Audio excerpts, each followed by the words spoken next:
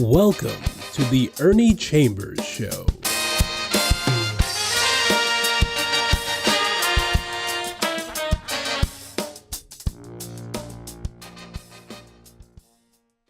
Brothers and sisters, friends, enemies, and neutrals, it's good to be here today. There are a lot of people who are not here, who was here the last time I was here, and many of them are found in Gaza, where the Israelis conducted an airstrike and killed dozens and dozens and dozens of people, with more than half of them being women and children. But I'm not going to go into that this evening because it would take all of the time and probably sap my energy. So I'm going to talk about the importance and significance of voting. This is the year of politics. Every year there's something political going on, but whenever there is a presidential race on the horizon, that is the crowning year event in politics. This is one of those years. So I want to touch on the significance of voting and related issues.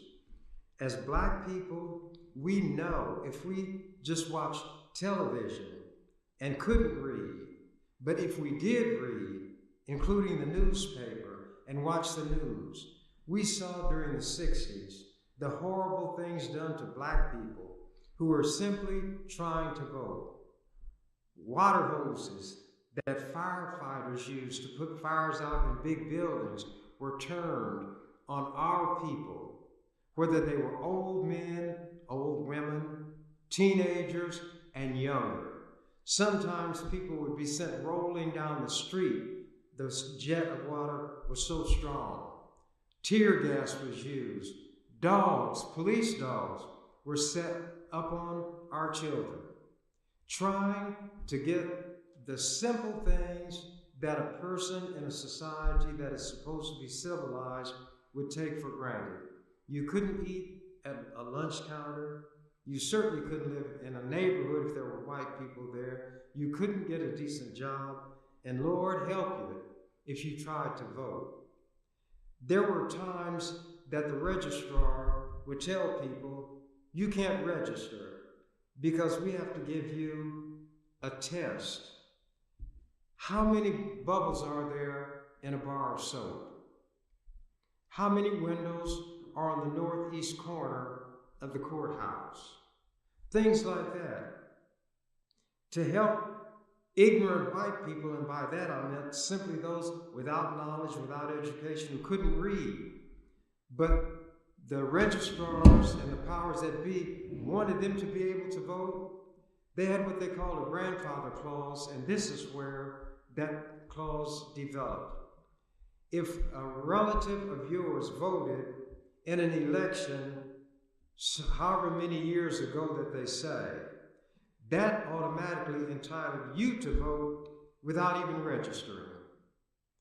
That person who was white made it possible by registering for you to be registered.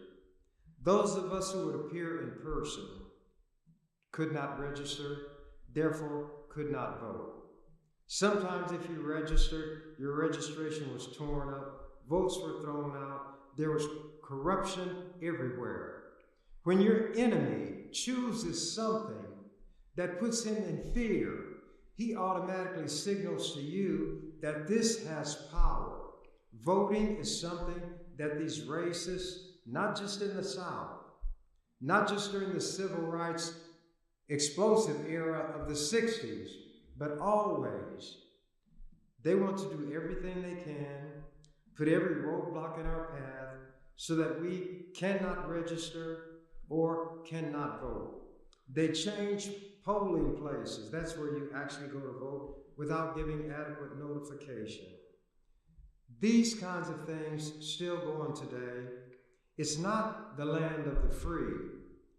When Francis Scott Key wrote those words, the land of the free and the home of the brave, when it came time to apply to Black people, it was the land of the tree, the lynchings, and the home of the slave.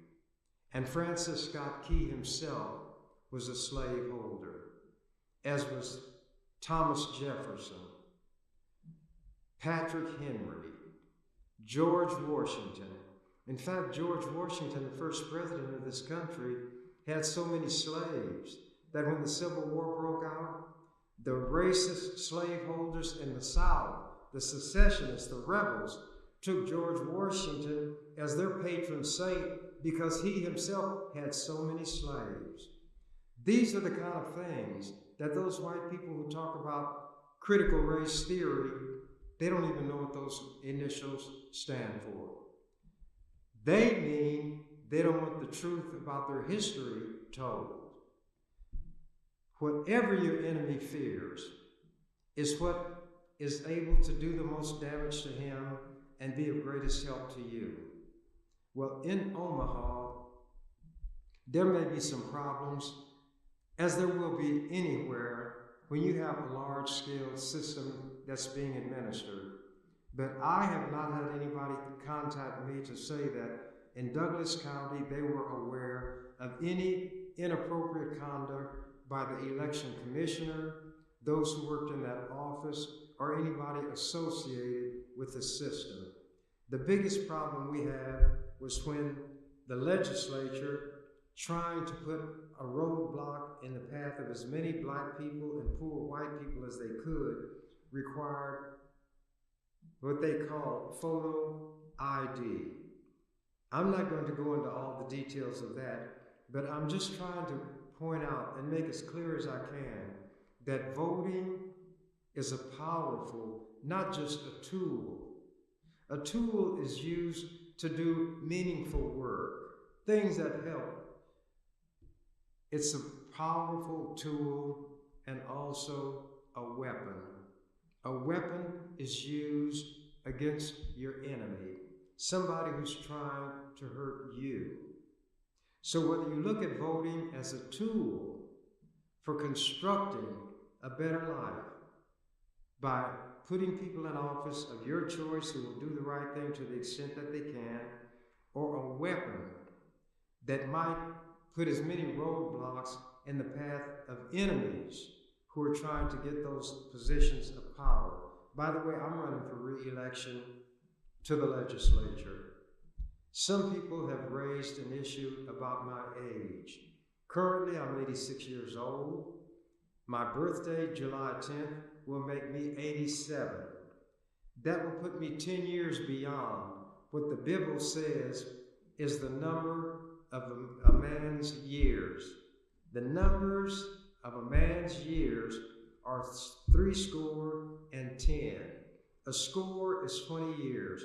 3 times 20 is 60, plus 10 is 70. So I'm 10 years over that limit already.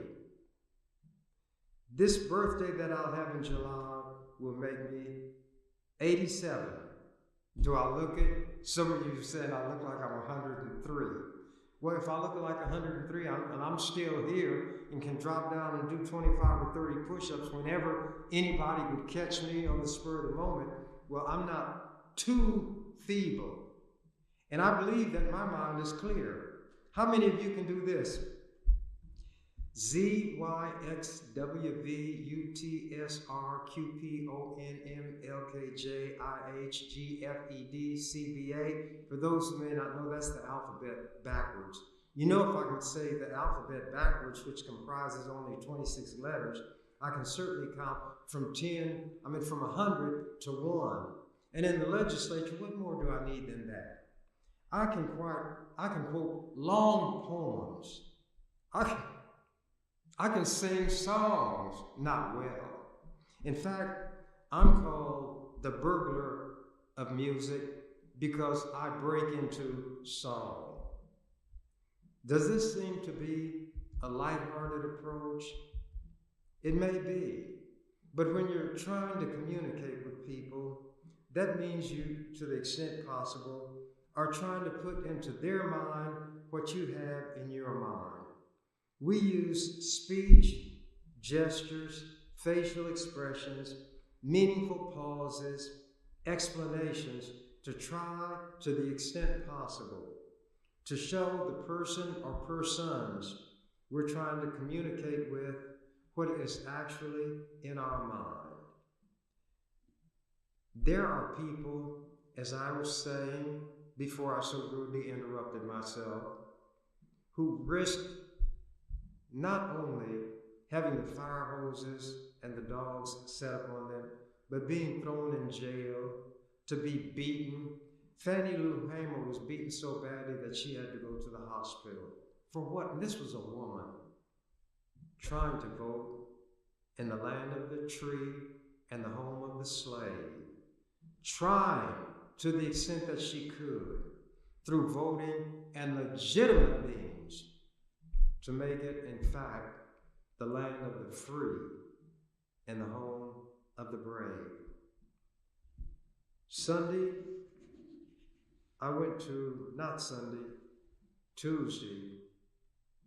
I went to a memorial for Carol Woods Harris.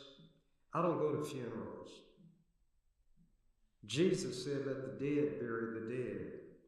Memorials, on the other hand, are designed to commemorate what a person has done, what makes them meaningful, and those kind of things. It does not have to do with death, although death is the occasion that brings people together for it. I'm going to read an excerpt from an article that appeared in Saturday's World Herald. Now, black people, before I came along, could not get on the school board, the city council, or the county board. Those elections are what are known as at large. Everybody would vote. Well, black people don't have enough votes in Omaha to put somebody on the school board or the city council. Certainly not enough to put somebody on the county board when our relatively few votes and a much greater number of white people's votes. Carol Woods Harris was what I call not only Carol Woods Harris, but Brenda Council, the county board member. If he's watching, I hope he thinks that I couldn't recall his name, but before I get through, I'm going to tell you who I mean. The headline in this article from Saturday, Carol Woods Harris, 84. Service set for pioneer in business and politics. Carol Woods Harris, a pioneering community and political leader who helped pave the way to leadership for younger generations of black people and women, will be celebrated at an Omaha service Tuesday. Woods Harris was the first black person elected to the Douglas County Board and served 3 terms. She also was elected to the Nebraska State Board of Education. Woods Harris died in April in North Carolina, where she had gone to live near family after her second retirement in Omaha. She was 84. The Omaha Memorial Service will be at 11 a.m. Tuesday at Clare Memorial United Methodist Church, 5544 Ames Avenue. Woods Harris is remembered in Omaha for not only being a pioneer as a black woman in politics, but also as a mentor to others. She was always open to mentorship, said Douglas County Board member Chris Rogers, who was elected to Woods Harris's former District 3 seat in 2004. Woods Harris, a Democrat, won election to the Douglas County Board in 1992, the first year of elections for the board by district, and that was a bill that I fought tooth and nail for in the legislature. People often ask me, what'd you do while you were in the legislature? I got district elections for the county board, for the city council, for the school board, and a lot of people in Omaha and Nebraska don't read the newspapers. These things were written about in national publications because they knew that Nebraska is if you're being nice, an ultra-conservative, narrow-minded state, and there are very few black people. to have one black person in a legislature of 49, one against 48, and could get legislation such as this, district elections for the city governing board, the county governing board, and the county would be the Douglas County Board, and the school board. We had no way to consistently get anybody in those positions. That's just one of the areas where I operated. And it's why I consider all of the black people who landed in those positions to be my political godchildren. I am their political godfather, whether they like it or not. See, we don't get to choose our parents. Parents don't get to choose their children, but they get to choose whether they're going to keep them alive or drown them in a bucket of water. Anyway, Woods Harris, the Democrat, won election to the Douglas County Board in 1992, the first year of elections for the board by district. She won re-election twice. She represented District 3, which includes Northeast Omaha, for 12 years, including 2 stints as board chair and 2 stints as vice chair. She was active in other areas as well, including as a founding member of the Women's Fund of Omaha, a board member of the United Methodist Community Centers, vice president of the National Council of Negro Women, president of the Leadership Omaha Alumni Association for Legislative Advocates for the Urban League of Nebraska. Rogers once described her as a velvet hammer. That is one of the most dynamic descriptions I've ever heard in my life. Chris Rogers said this. I wouldn't get his credit while he's alive. He probably doesn't watch this, even if he knows how to get it on his gadget. Rogers once described her as a, quote, velvet hammer, unquote, for her ability to be effective without rancor. Quote, I never saw her get loud, unquote, he said this week. Quote, I never saw her expression exchanged like she was mad or frustrated or anything. But before you knew it, velvetly, it would be done. End of the quote. Woods Harris won election to the Nebraska State Board of Education in 2004. She retired from politics in 2008 and moved to Tega Cay, South Carolina. That shows what voting can do. A person of that ability was put in a position to make use of it. And the thing about black representatives, and it may not be the case in every instance, will look not just at the constituency that put them in office. What I tell people, I'm not going to go into that.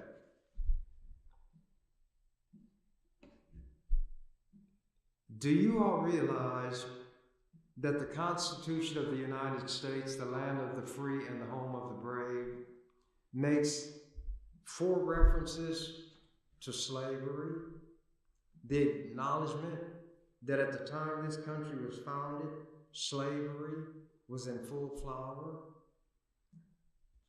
I told you that Francis Scott Key wrote the words to what became the national anthem. There was a battle in Louisiana, Fort McHenry, and it was going roughly. They were fighting the British. And then when daylight came, the flag was there, so he said, oh, say can you see, by the dawn's early light, what so proudly we hailed at the twilight's last gleaming, whose broad stripes and bright stars, through the perilous night, or however it goes. I'm not too good at it. But anyway, he wrote the words, but he was not a lyricist. He was not musically inclined. So guess where the melody that is almost unsingable came from? There was a Greek god named Anacreon. He was the god of liquor, wine, and carousing. The English people composed this song to Anacreon in heaven. And here is the melody of that song rendered in part by the burglar of music who breaks into song. Da da da da da da da da da da da da da da.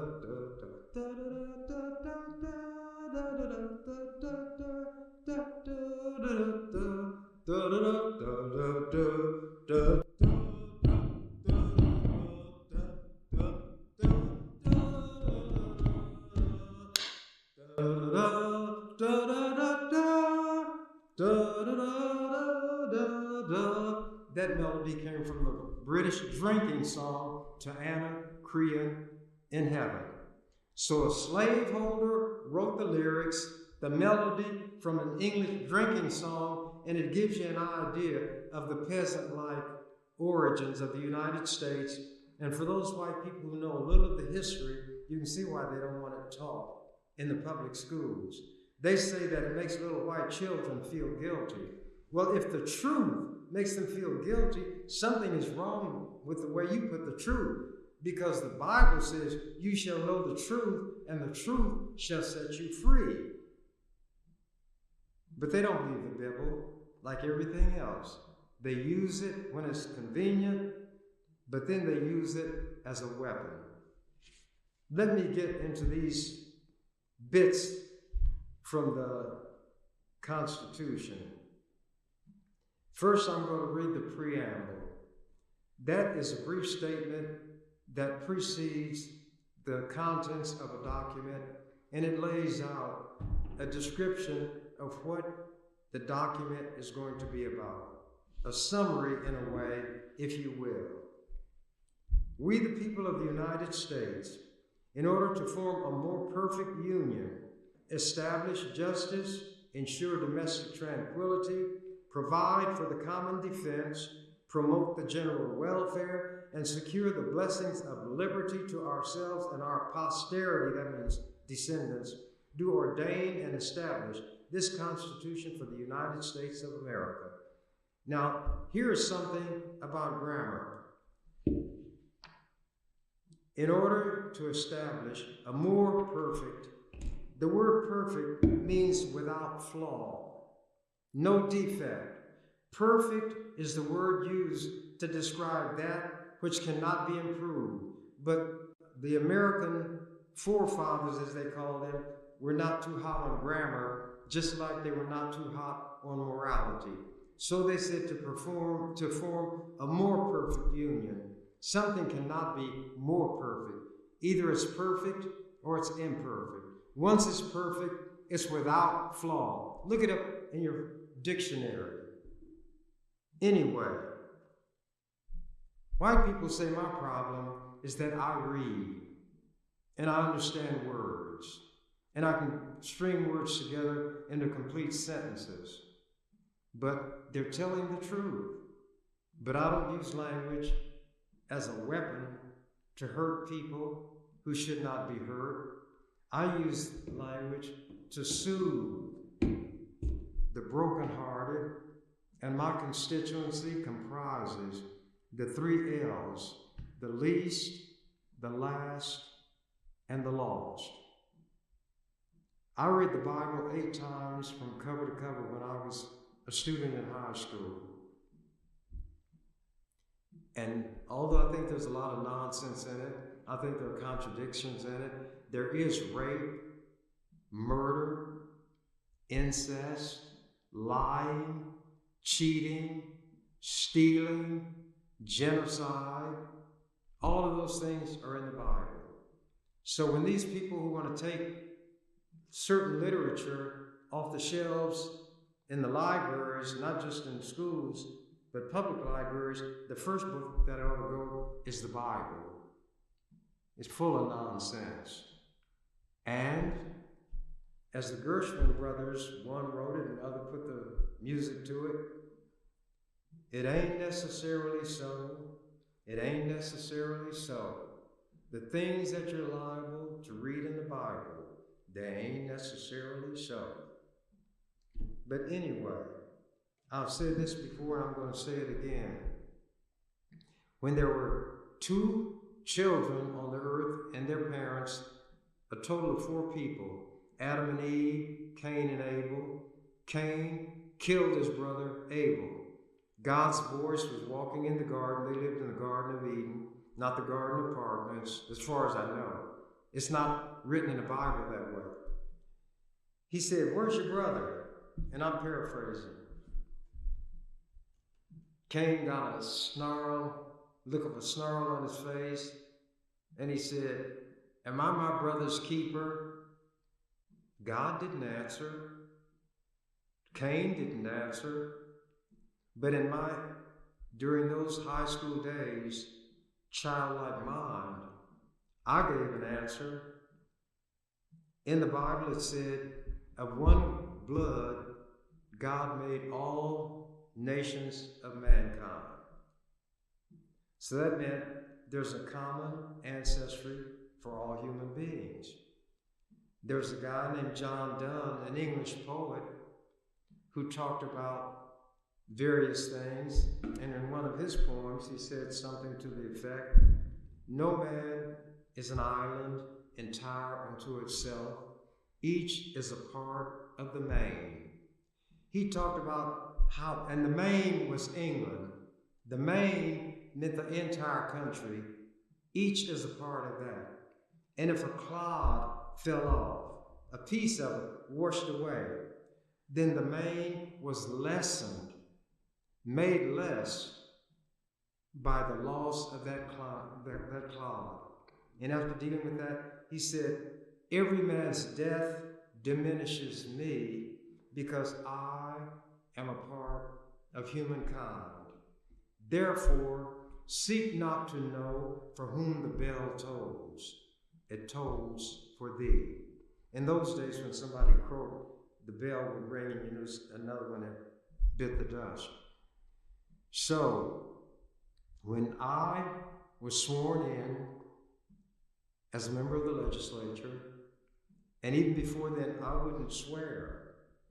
And when I use the term swear now, I'm not talking about foul language, obscene language, bad words. It's an oath. And in the court, or wherever you take an oath in a legal setting, it doesn't mean that by you saying, "I swear to tell the truth and whole truth, nothing but the truth," in your mind you're saying, "I swear to tell the truth and the whole truth and everything but the truth." It simply establishes a point in time where you created a legal liability on yourself if what you say is not true. If you knowingly speak an untruth under oath, it's known as perjury.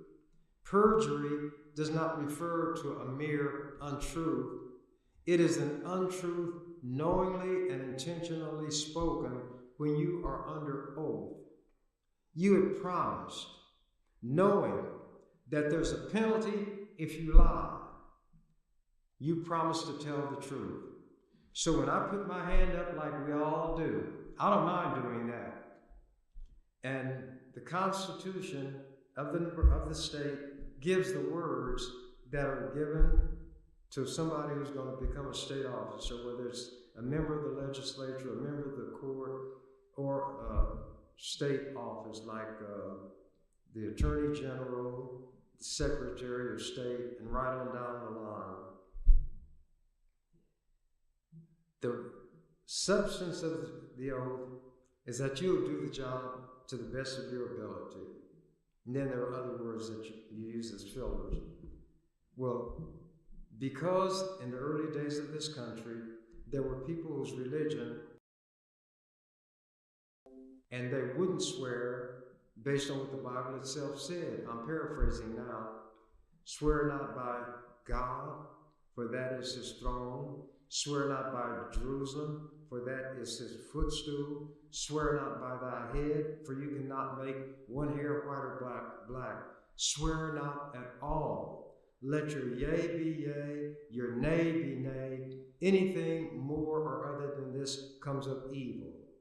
So, when the country that you all call the United States of America came into being, they did administer oaths. But because there were certain religious people who took their religion seriously enough, maybe not enough to avoid committing adultery, fornication, and things like that, but they took it seriously enough to do the easy things like not swearing, they'd put in parentheses, or affirm. And that word affirm spared you from taking an oath, swearing. You took the oath, but you did not swear.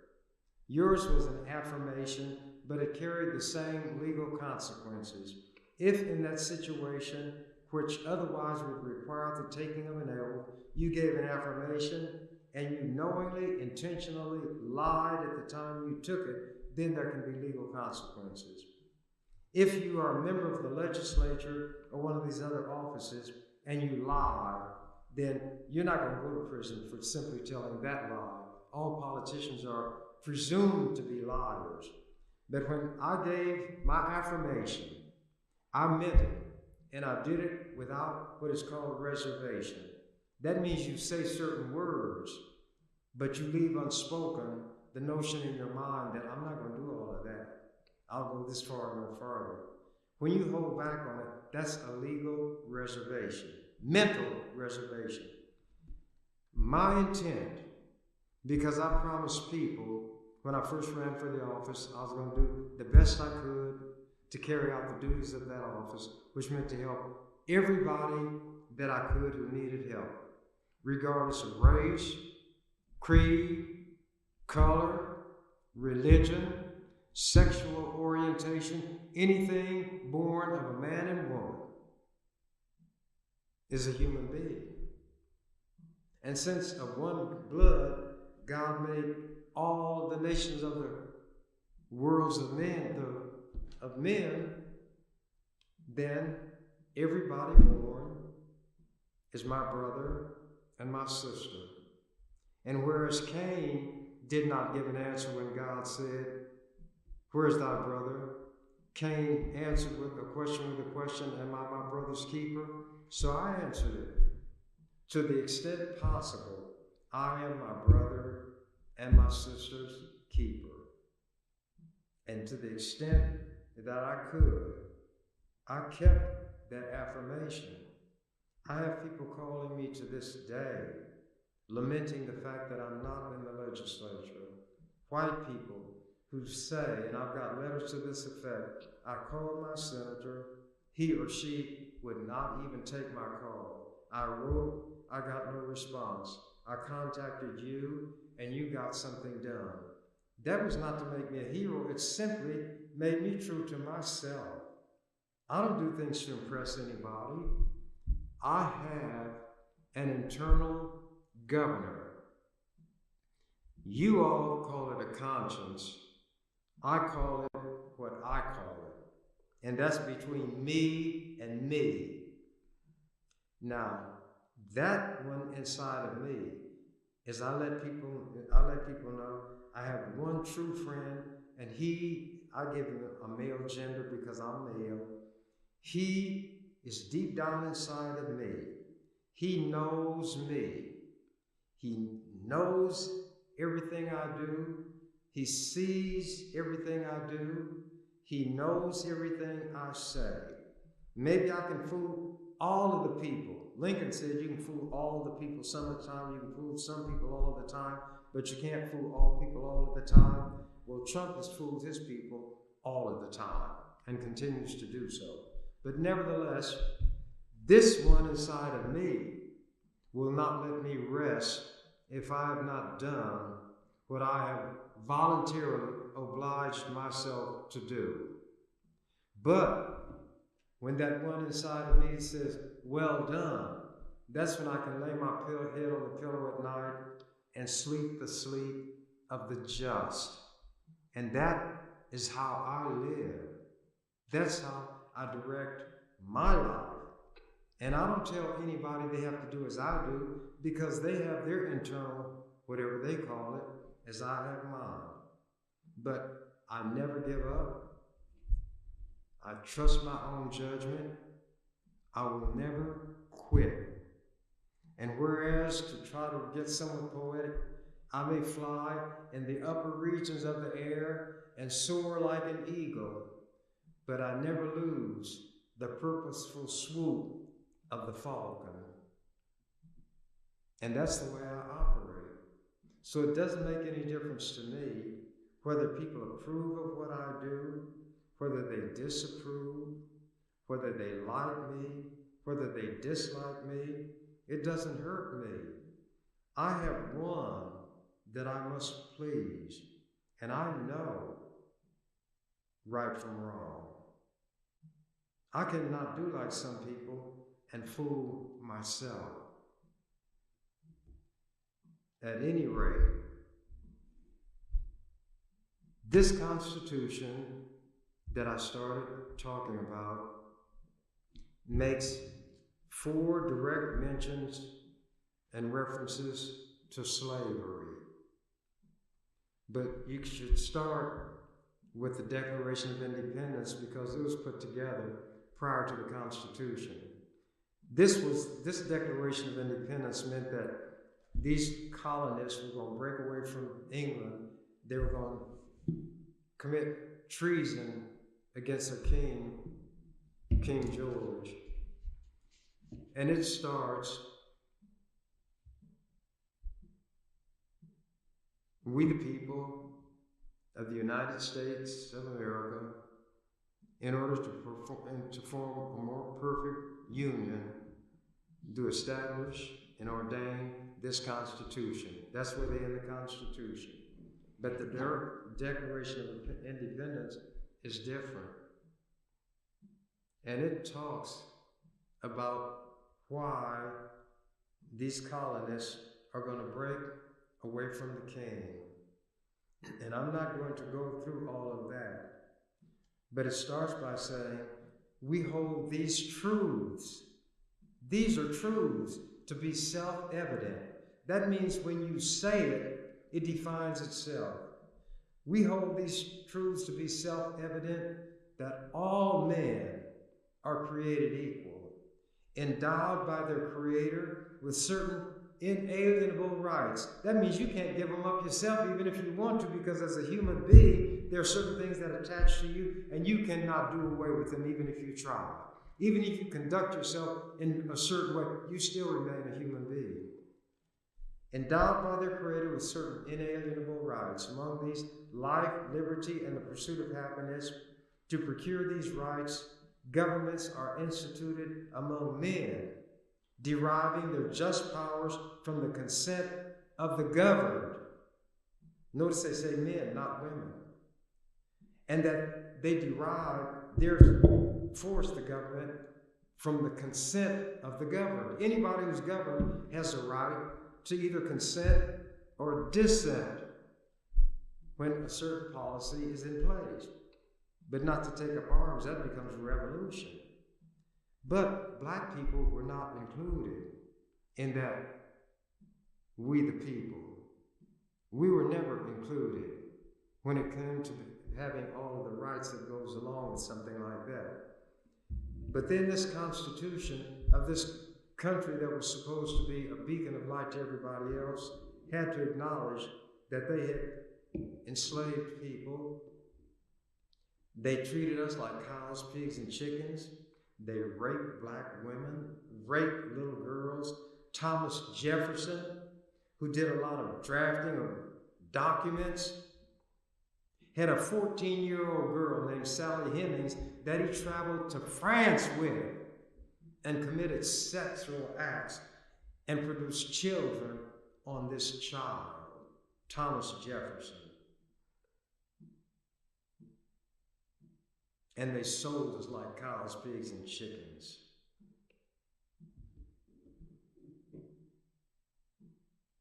I'm going to read the preamble, as I said. We, the people of the United States, in order to form a more perfect union, establish justice, ensure domestic tranquility, provide for the common defense, promote the general welfare, and secure the blessings of liberty to ourselves and our posterity, do our for the United States of America. And Thomas Jefferson, in one of those rare instances of telling the truth, discussing slavery, he said, I tremble for my country when I remember that God is just, but he didn't tremble enough to free his slaves. And then I add this, Thomas Jefferson had a few favorite black women. And when Mrs. Jefferson, no woman likes the man that's supposed to be her husband or her man to be messing around with other women. She said, Thomas, I want to talk to you. He said, what do you want to talk to me about, Mrs. Jefferson? She said, Thomas, you leave those black women alone. He said, Mrs. Jefferson, I'll leave you alone first. And he often left her alone to go down into the slave huts and commit sexual acts on those black women. That's the history that the people who are white today and know their history don't want taught in the schools. Because the history of this country is so ugly, so anti-human and righteousness that those in power don't want it to be taught. So what am I getting at? A number of things. But I want to show where the Constitution acknowledged the slavery.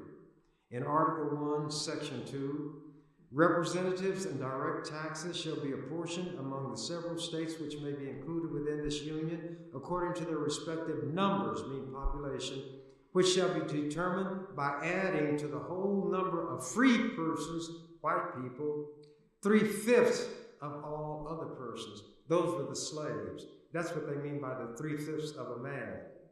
3/5 of the slaves would give the southern slaveholders additional power in the federal government, even though those 3/5 have no rights whatsoever, are not even treated as human beings. Article 1, Section 9, to protect the slave trade.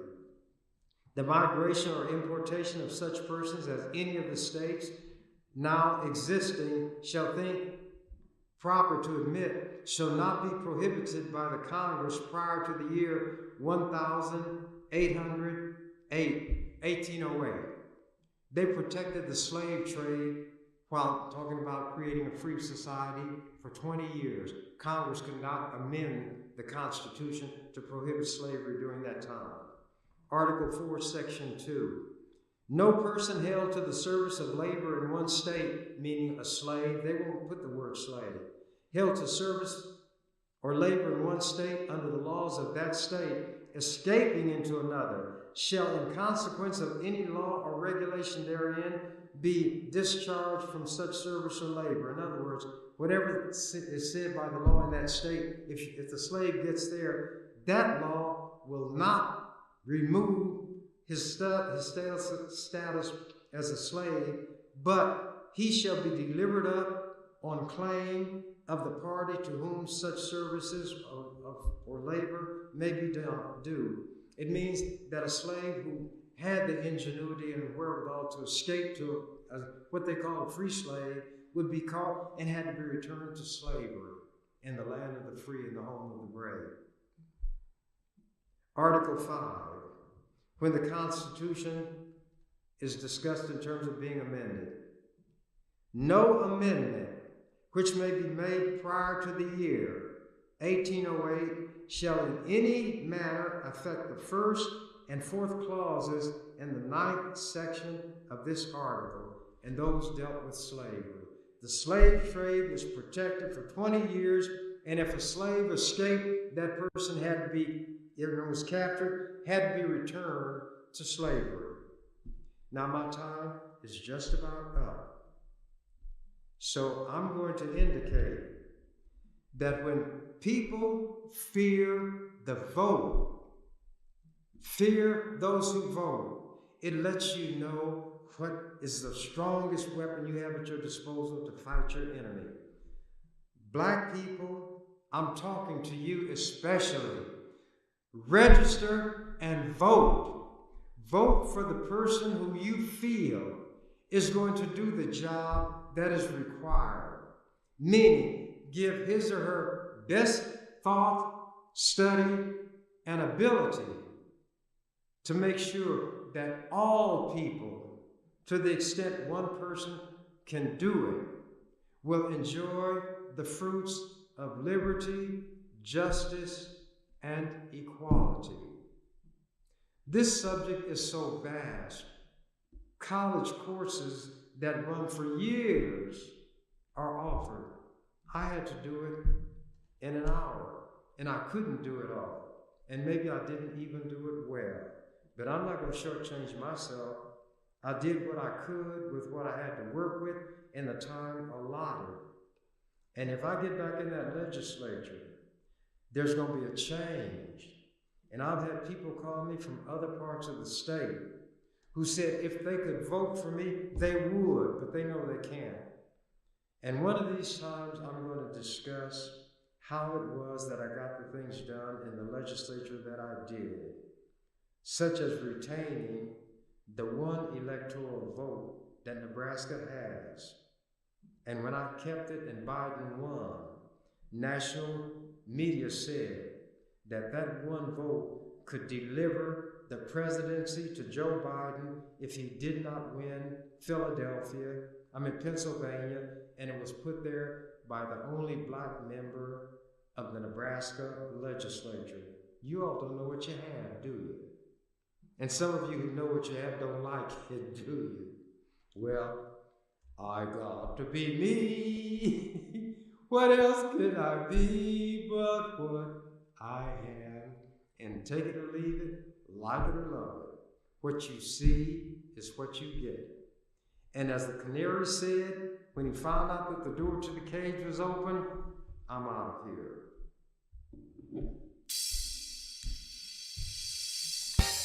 You've been watching The Ernie Chambers Show. If you'd like to leave suggestions, email us at ewcfacts@gmail.com. That's ewcfacts@gmail.com. This is an EWC Communications production.